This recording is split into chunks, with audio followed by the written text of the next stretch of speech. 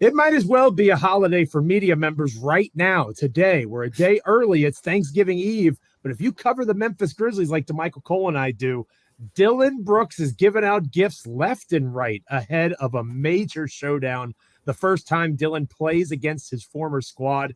Quotes galore, but Damichael and I are going to get to the nitty-gritty of this. Do the Memphis Grizzlies miss Dillon Brooks, or are they better off without him? We'll talk that and Grizz Rockets preview next here on Locked On Grizzlies. Let's lock in. You are Locked On Grizzlies, your daily Memphis Grizzlies podcast. Part of the Locked On Podcast Network, your team every day.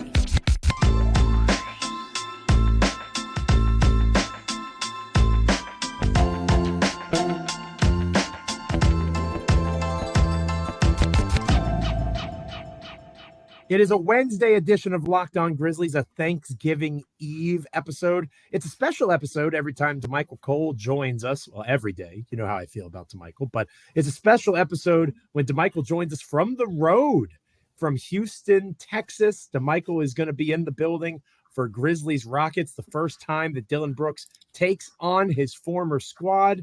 Damichael Cole, the Commercial Appeal, my wonderful co-host, is with me. I am Joe Mullinax, Memphis Grizzlies columnist over at Bluff City Media, and this is Locked On Grizzlies. Thank you so much wherever you take in the show, whether you're an everydayer or whether this is your first time checking us out, everywhere in between. Like, comment, rate, review, subscribe, wherever you get your podcasts, and over on YouTube, as we are proud members of the Locked On Podcast Network, your team each and every day here on Locked On Grizzlies. Damichael Cole, it is good to see you. It is good to know that you're going to be there in the building for what is sure to be an epic showdown between the Grizzlies and their former, what's the fairest way to put it? A spiritual leader, spirit animal? The heart and whatever soul. The case might be, the heart and soul. Yeah. Ooh.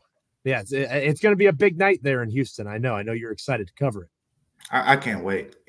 This kind of, so far this season, it's been 3-10, and things have been going a little slow. But this is one you get up for, right? You throw the records out the window. It doesn't really matter because Dillon Brooks, as we said in the summertime, when he went to Houston, you know what he said? He circled these games, and he gets the Grizzlies 4 times. You think that doesn't mean something to him? It means a lot. The Grizzlies players say, "Oh yeah, we get to see Dillon Brooks."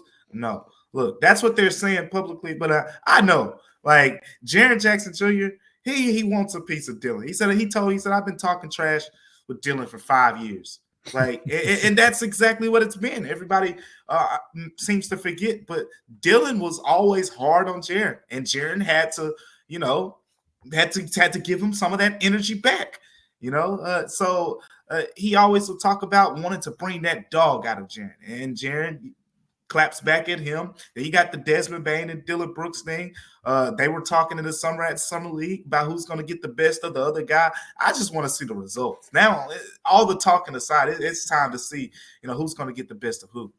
It's just about time. It's got a big fight feel. There's no denying that. And no disrespect to the in-season tournament that folks are trying to make a thing that I'm genuinely grateful that the Grizzlies are not participating in, at least in the knockout stages. Yeah, Joe, remember, you told the world you'd rather the Grizzlies lose. I said that. I did. I said that. And I'm happy we don't have to worry about it anymore. I think they have to play one more game as part of it or something to make the schedule work. And then it's done, and we don't have to talk about it anymore, at least until next year. But anyway, we'll preview Grizzlies Rockets here later on in the show, because obviously there's a basketball game that's happening. It's not a knockdown, drag-out affair. But I thought a majority of our show today, Damichael, you and I could talk about this kind of dueling mindset, not just among Grizzlies fans, but I think you and I could maybe have a solid conversation about, the first part of this. Does Memphis miss Dillon? Because who thinks that the Grizzlies miss Dillon Brooks is Dillon Brooks. Yeah. Dillon has made that clear in his Houston Chronicle article that went live on Tuesday. I know you'll probably talk a little bit more about that. I read that piece, and goodness gracious, Dillon, give him credit for being himself, right? He ain't breaking character. He is not. It's not a character, though. It's just him. Yeah. And I think that, and again, I mean that as a compliment. And while I disagree with the idea of the Grizzlies losing their swagger, I think they're just losing and they don't have their players. And that's more so what's happening. I do agree with Dillon, and this is where the Grizzlies miss him most. I've said time and time again, I've written about it over at Bluff City Media. You and I have talked about it here on Locked On Grizzlies. He was the guy like the general in A Few Good Men, which might be a dated reference for you. But, the you need me on that wall. Like the guy that's a bad guy and knows he's a bad guy, and he's a bad guy, and you still depend on him because you need him. You need him to be willing to do those things. And I do think they miss that right now, right? Like Taylor Jenkins could use someone to deflect some bad coverage off. The fact that they're 3-10, it would be a lot easier to kind of cover that a bit if Dillon was off saying crazy stuff. I think Dillon did bring some confidence. I think Dillon's confidence starts with himself. And would that have them at 500 right now? No. I think you could argue it would hurt their offense even more for reasons we'll talk about later on in the show. But I do think there's something to the idea that right now, the Grizzlies could use the energy and confidence of Dillon Brooks because there's not much else outside of Desmond and to a lesser extent Jaren to be super confident about. Yeah, well, first of all, what's the name of that show? A Few Good Men? A Few Good Men. It's a movie, has Tom Cruise and Jack Nicholson. I know those guys. I know those yeah. guys. It's like from 1993. I was 7 or 8 years old and you were not alive. So it's fine. Yeah. I remember what I was doing in 93. Sleeping somewhere unalive. but this conversation about Dillon Brooks, I'm gonna go a different route because I do think the team misses him. And people I've seen, I'm sure you've seen it, some people have made it a Marcus Smart, Dillon Brooks thing in the conversations and whatnot. But to me, it's as simple as this. Where Dillon Brooks stood out on the Grizzlies is the accountability factor. You knew that he was the guy who, as a media member or whatever the case may be, as a fan, you knew he was going to be the guy that went up to Jaren and said, I need you to get in the post. Or when Jaren had a little guy on him, he was going to make sure Jaren got the ball instead of swinging it around the perimeter, things like that. And he held guys accountable. He was the guy who said, Des needs to work on this. Defensively, Zaire has to work on this. Or Jaren Jackson Jr., he wants him to become more of a dog. A lot of guys don't speak like that publicly, but Dillon Brooks was that guy. So from an accountability perspective, there's a difference. I think Marcus Smart has done a good job of kind of holding the Grizzlies players accountable too. But there's a difference because, one, Dillon Brooks was here 6 years, so he knows drafted these guys. By the Grizzlies. He made his name as a Grizzly. Marcus Smart, most people still see as a Boston Celtic. Exactly. And that's a big difference because from year to year, Dillon can see where Dez or where Jaren or where all these guys work on their games and can kind of give them that type of feedback, whereas Marcus Smart and Derrick Rose and those guys who've kind of been told to be more vocal, they're just learning on the fly. Like they've only seen these guys play like 10, 12 games right now at this point. So they do miss that from Dillon. I think, certain times his wing defense does show up. Marcus Smart has been one of the best steal guys in the league, and he's been fine. But if you've been watching Dillon Brooks in Houston, he has been really good defensively and kind of is a big reason why, that team has been decent up until these last couple games. He combines physicality with mentality so well. He really does. So much of defense, as you know, Damichael, is effort and energy. And Dillon always has that. His cardio is elite in that regard. And you combine that with his tenacity, and it's a really dangerous combination.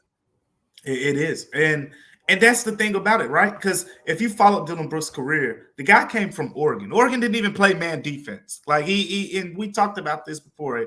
He played a zone defense in Oregon. He gets here to Memphis, and he's challenged. Bickerstaff and those guys challenged him. You need to be, a better defender. And that's where he kind of, started to make his call card. We all knew, if you watched him in Oregon, he was a scorer. He always has been a guy who's not afraid to take the big shots.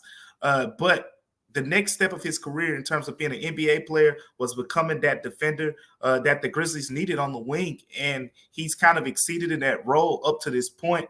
And I think, you can make a case that this team miss him. Would they be, like you said, 500 with him on the team? I don't really think so. I think you can make the argument that, hey, if he was in Memphis, he'd be playing a completely different role than the one in Houston right now. We talk about, why couldn't the Grizzlies get that version? We've already dived in on that topic, but I'm talking about specifically with the injury surrounding the Grizzlies right now.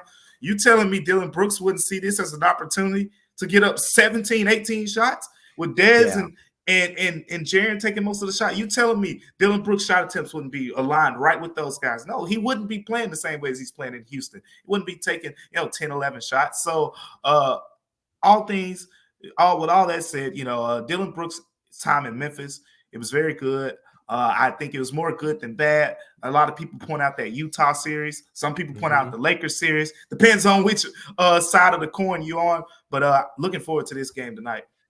Yeah, it's going to be a big one. And that's a perfect segue into the next part of the show, Damichael, where we talk exactly a similar line of thinking. I get there a little bit differently than you, but I agree that the Memphis Grizzlies are still, especially in the long term, better off without Dillon, even though I'm one of the ones that argued for him sticking around. But there's logic behind Zach Kleiman and company letting him walk, and we'll talk about that next here on Locked On Grizzlies. But first, this episode of Locked On Grizzlies is brought to you by eBay Motors. Damichael, this is one of my favorite times of every week. Our partners at eBay Motors have teamed up with Locked On Fantasy Basketball host Josh Lloyd, who is awesome, to bring you some of the best fantasy picks each week all season long. Whether you're prepping for a daily draft or scouting the waiver wire, every week we are going to provide you players that are guaranteed to fit on your roster. So let's check out who Josh has picked out for us on this week's eBay's Guaranteed Fit Fantasy Picks of the Week. A familiar name among the lists this week, Damichael, Mr. Santi Aldama himself. Josh says that Santi, it's a little bit surprising, but Aldama has replaced Marcus Smart in the lineup and has thrived so far. We've talked about Santi. You talked about it yesterday on the show, taking a deep dive into how that worked, at least for now, right? A little bit nerve-wracking with him being that small forward, depending on the matchups. But Santi certainly has the offensive juice, and Taylor Jenkins has decided it's worth the squeeze, at least for now, with all the different injuries that the Grizzlies are dealing with. So shout out to Josh selecting our over at Memphis. Santi Aldama is one of his picks of this week. Josh Lloyd from Locked On Fantasy Basketball is going to help you win your fantasy championship, and eBay Motors knows a championship team is about each player being a perfect fit. It's the exact same thing with your vehicle. Whether you're driving a beautiful, everyday kind of ride, like I'm sure Damichael Cole has, or you're in a piece of junk like me because you don't have any money, you are able to get everything taken care of and then some with eBay Motors. Over 122 million parts for your number one ride or die vehicle. You can make sure that your car stays running smoothly. Brake kits, LED headlights, roof rack, bumpers, whatever it needs, eBay Motors has it. And with eBay Guaranteed Fit, it's guaranteed to fit your ride the first time, every time, or your money back. Plus, at these prices, you're burning rubber, not cash. Keep that car alive at ebaymotors.com. eBay Guaranteed Fit, only available to United States customers. Eligible items only. Exclusions apply. Damichael, you did a wonderful job kind of segueing us into the next part of our conversation. I'm with you in terms of if Dillon Brooks was a member of the Memphis Grizzlies right now, this current version of the Memphis Grizzlies, it would be a disaster. It would be bad. I think defensively, you could argue they'd be better. I think that's a fair point. Offensively, it would be worse because Dillon from the beginning, and this has been one of my main arguments in support of Dillon Brooks, that is now a knock against him. He has been asked in Memphis specifically to have a role that he never should have been in because there were times where he was the best player. The reason Jaren Jackson Jr. is in Memphis is because Dillon Brooks was the guy on the wall, like I referenced earlier, willing to take the shot, willing to defend the best player. Dillon Brooks, as a second-round draft pick rookie, was defending Kevin Durant, was defending LeBron James, a guy who, as you mentioned, Damichael, correctly, rarely, if ever, played man-to-man defense in college, is now defending some of the best scorers in the history of basketball as his primary assignment. So that's going to skew, especially someone as confident as Dillon, that's going to skew your perspective. It was always going to take him going somewhere else to adapt to a new role. And it was always going to be similar to Jonas Valanciunas. Jonas Valanciunas is a good basketball player. He's doing good things for the Pelicans. But he had to go in order for the offensive versions of Ja Morant, Desmond Bane, Jaren Jackson Jr. to evolve. Dillon Brooks is the exact same thing. Dillon had to leave, not just for those offensive purposes because he took too many shots and because he saw himself in a role that wasn't realistic for success with the Grizzlies long term, but also because that spirit animal idea, Dillon, that's not sustainable from your fourth or fifth best player. It has to be other guys like Desmond Bane and Jaren Jackson Jr., Ja Morant, once he returns, hopefully, taking that ownership and taking that mantle and carrying it and pushing it forward. Dillon had to go because of that. Right now, today, the Grizzlies might be a little bit better. But again, it's weird to say this when the team's 3-10, Damichael. Yeah. Everything they've done is about April and May. And if they can get right enough to the point where they make the play-in tournament, they get to the 6th seed or something like that, if they get really hot and they catch up and make up ground, the Grizzlies are going to be a team, if healthy, that nobody's going to want to play because they're really good if they're able to get to that place. They may never get there, but they certainly were never going to get there if Dillon Brooks was still on the roster. Yeah, you hit towards the end on where I am on this token pretty much, and that's the fact that right now, if the Grizzlies had him in the lineup with the pieces, I mean, you're talking about, John Conchar, Bismack Biyombo, and Santi Aldama being three of your starters, even though Santi looked good, in the last game. But it would be a plus to have him in the lineup alongside of Jaren and Dez right now to kind of maybe, get a couple, because we know Dillon's good for a bunch of, tour date type games, as we call them these days, the 5 of 20s, the 9 of 23s and things like that.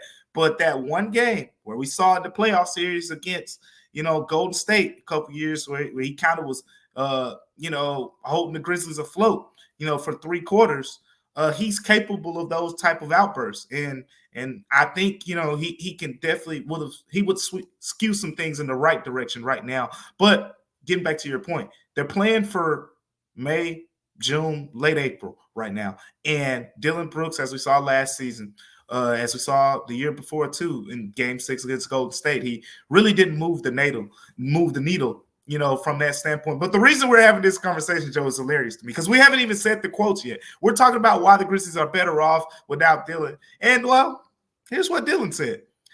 Dillon, for one, he said the Grizzlies don't have any swagger. I think we touched on that part already. But he said he gave this quote.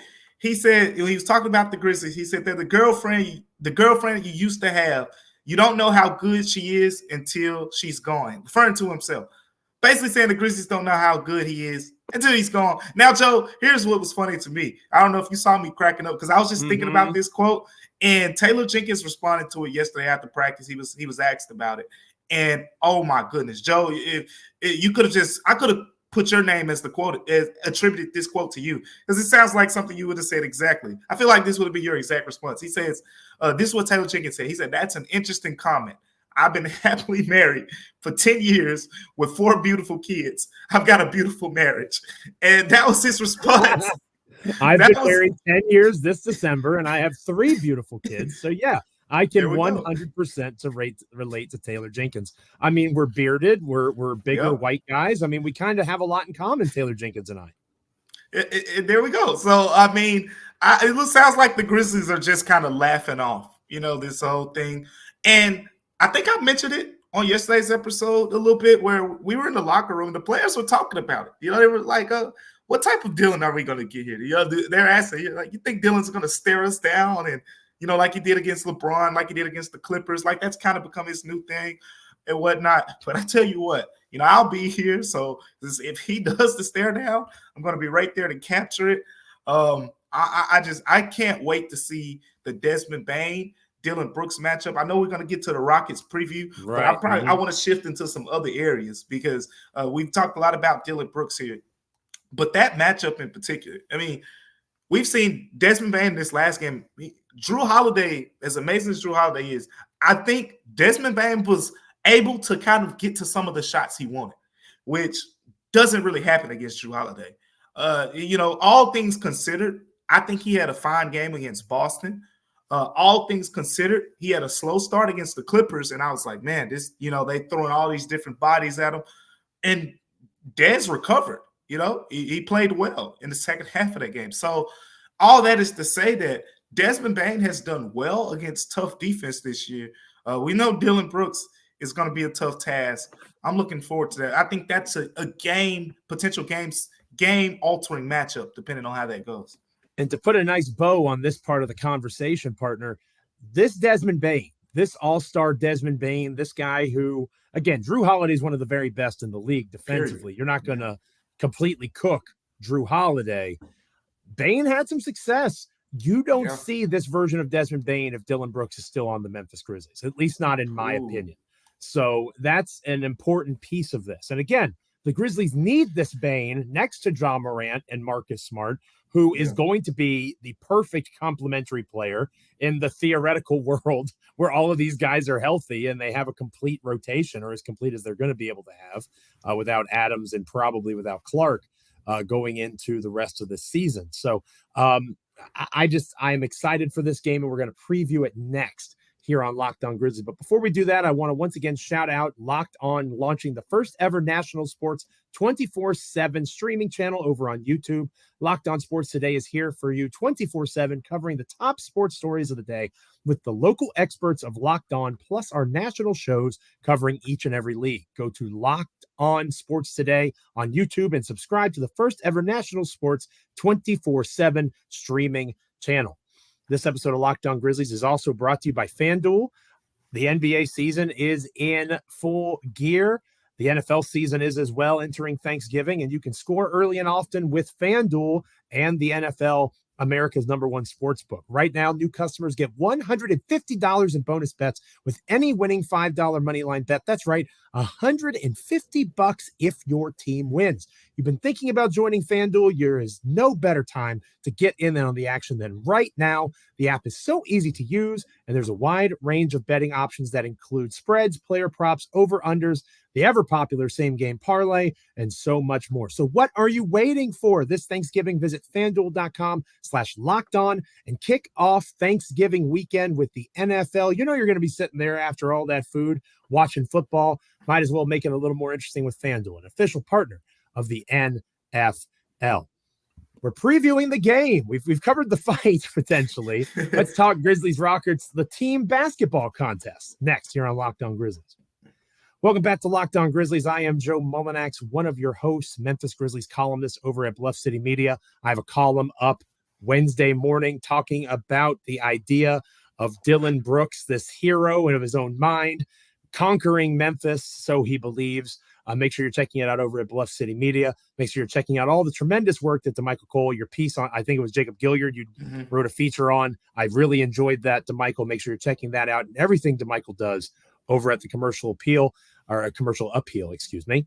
Follow him on X at Damichael C. Follow me on X at Joe Mullinax. Between Bluff City Media, between the Commercial Appeal, between Locked On Grizzlies, we've got you covered, the two of us.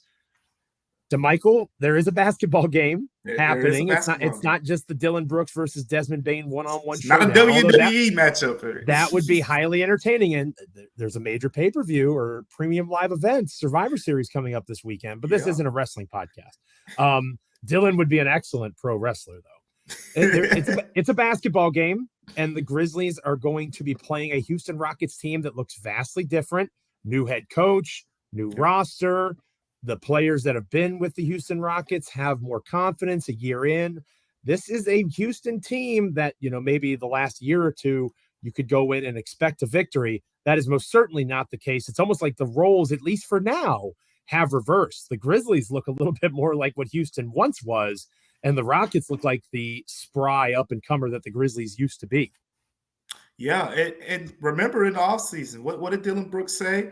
He said that he felt like the Rockets, with their young core, kind of reminded him of the Grizzlies. And a lot of people laughed at him. I still, I don't quite agree with it. It's still not Thanksgiving. Yeah. It's still not Thanksgiving. It's still early. Yeah. But I see where he was trying to go with it. They do have a nice young core in Houston. But there's one guy I got to focus on right now, Joe. And that's Alperen Sengun. He is cooking people. He is good. He is a star. And I know the comparison that everyone wants to give him, but they're hesitant because the guy that they want to compare him to is one of the greatest players to ever play the game, and he just won a championship. So it's like easy. But when you watch him play, you see the little remnants of Nikola Jokic, but not quite. I'm not saying he's Jokic. You gotta understand Jokic is one of one. But at this point, 21 points a game, averaging close to 6 assists, 8.8 rebounds, and he's doing it, pretty efficiently. 61% effective field goal percentage, 63% inside the arc, 34.5% from the 3-point line. He doesn't have many weaknesses on the offensive end, but I always think when you talk about Jokic, when you talk about Sengun, guys who can play make, guys who can shoot, guys who can get inside the arc and score for themselves, I can throw Karl-Anthony Towns in that conversation a little bit as well. The best defenders for those guys, I think, are players who are mobile and strong shot blockers. That's the best chance you have. If you have one of those big chunkier centers, probably just going to blow by him. If you have a guy who's not really a shot blocker, not going to have that much success. The guy who's had the most success against Jokic, in my opinion, in his career up to this point, was Dwight Howard. Dwight Howard, especially in that Western Conference Finals in the bubble, had some decent success against Jokic because he's strong, because he's a shot blocker, and he can move, with it. Now with Sengun, I think of Bismack Biyombo as a guy strong, very mobile, shot blocker. If the Grizzlies can kind of play that matchup, I wouldn't even say to a draw. It's just a slight advantage to Sengun. And when I say draw, slight advantage to Sengun, we're not talking about statistically, both guys finishing around 15 points. Right. We're talking about holding him. I mean, we just listed the numbers, 21, 8, 6, holding him somewhere, something, limiting one of those areas, whether it's him finishing with 2 assists, whether it's him finishing with 14 points or less or something like that. He is the key to this whole thing. Because I'm going to be honest with you, Jalen Green, I haven't been impressed with him this season. This was supposed to be one of those leap years for him or whatever. It's like, yeah, he's all right. But he still feels like more of a guy you would package in a bigger deal to get a star rather than one of your cornerstones that you build around. Jabari Smith, I think he's been all right. But same thing. Both of those guys have been a little bit up and down. Fred VanVleet, Dillon Brooks, Sengun have been more of the 3 consistent guys. And Sengun is the young guy who I'm more focused on. The Grizzlies, you want to win this matchup, starts with that guy. I think Sengun is the best of all the names you listed. He's probably their best player this season. Oh, for sure. And I think he's their best prospect. He's an all-star. Because obviously he's still a younger player. I think that Biyombo can limit him in terms of rebounding, right? Bismack, that's a strength of his. And I enjoy watching. I'm going to look forward to that battle on the glass. I also think with the way that he plays defense, a lot of drop coverage, they're going to force him into situations where he's going to have to make decisions with the basketball. Still a young player. The Grizzlies, even without Marcus Smart, they're adept at playing those passing lanes. Gilliard is a great example of that. So maybe force a couple of turnovers there. The youth of those guys, Memphis is a little more experienced in key spots than the Rockets are, and I think that's going to help them a lot. Outside of the Desmond Bane, Dillon Brooks matchup, which of course is going to be important, this is a game, in my opinion, where Jaren Jackson Jr. has to dominate offensively. He has to be able to realize that there's going to be guys that are smaller than him, guys that aren't as athletic as him. The Rockets, unless it's Dillon Brooks trying to defend Jaren, which would be quite the plot twist, they don't really have anybody that can slow down a Jaren Jackson Jr. when he is of the right mind to create off the dribble for himself, get downhill, get to the free throw line like he did against the Spurs. It's similar to San Antonio in that way. The Spurs didn't really have somebody that could slow him down. I don't think the Rockets do right now either. In theory, they might have a couple of body types that could do it. Dillon's probably the one that's best prepared for it. But if you put Dillon on Jaren, you're getting to my next point. If you put Dillon on Jaren, who the hell defends Desmond Bane? I don't know that the Rockets might have a better record right now. I don't know that the Grizzlies, even with their issues in terms of their roster, are a good matchup for the Houston Rockets. I don't think they're a good matchup for a lot of teams right now with Santi Aldama in the starting lineup. That's a good point too, absolutely. And we were again, we always think along the same lines. Sometimes we take different routes to get there, but we always meet at the same destination. And that's my whole point as well. Sure, I said that, Desmond Bane, Dillon Brooks, that's the key here. And what if that's not even the matchup? I think you got to consider the fact that Dillon Brooks, I think he could have success against Jaren, we saw him basically eliminate Santi, in that Canada-Spain game, just being physical with them. Sure. And Santi, got the better of him early on, but still, he knows Santi well enough where he just was real physical with Santi. My point is the Rockets will have to make a choice, and it's kind of, you got to choose. I would throw him on Desmond Bane because Desmond Bane is the head of the snake. We know as good as Jaren's been. I think that's where they start. Yeah, but you can argue that Jaren's efficiency offensively has not been good. At the end of the day, being a 6'11" guy, you shouldn't be shooting, 41, 42% from the field.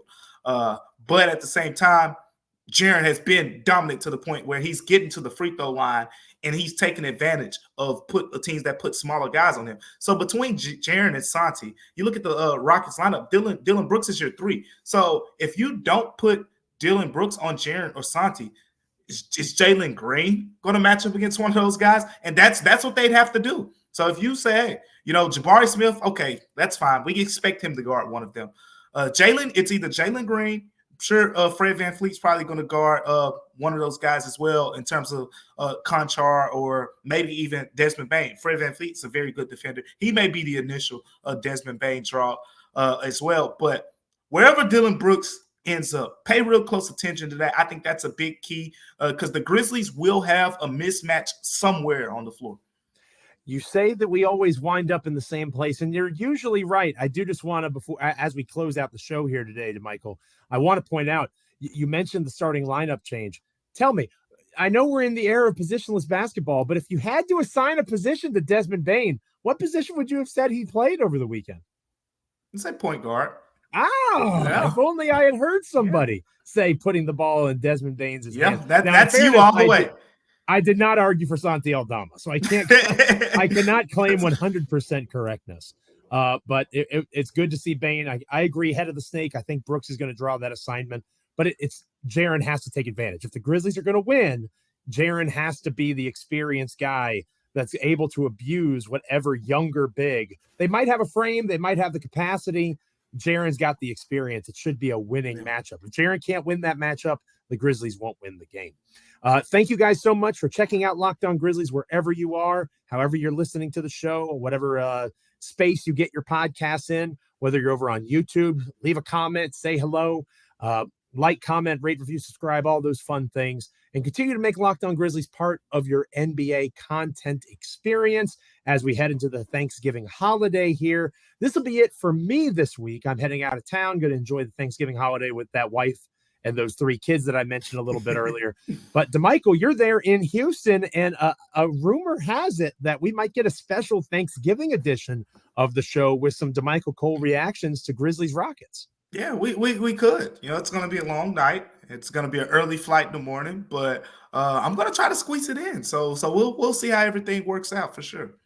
Worst case scenario, you will catch both of us back with you on Monday's episode of the show, because I'm not going to ask Damichael to record on Thanksgiving night. He's going to have his belly full of all sorts of good food, all sorts of things. We're going to rest up and take the rest of the week off. But we both will be back with you on the Monday show. Damichael planning on a Thanksgiving edition talking Grizzlies Rockets, but we'll be back together to talk everything Memphis Grizzlies basketball and then some to start next week.